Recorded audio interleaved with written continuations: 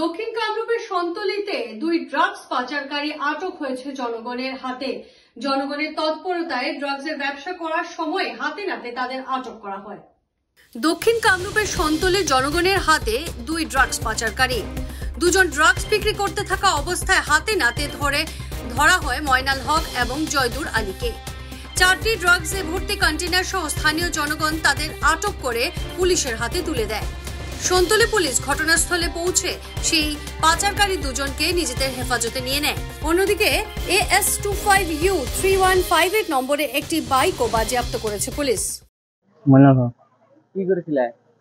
Drugs ছিল। Drugs খাওয়া খাও বিক্রি করা বিক্রি না করো বেলে গান বাজেছে কোন আনবা দিছে? জাগির জাগির কোন মানে একে গ্রামে কার পর আনতে? দুশমলি দর্শনী কার পর ফুরিত ঘর করতে পা রোমারি। যে কোনো খবরের জন্য যোগাযোগ করুন 7099017330 এবং 7099017110 নম্বরে।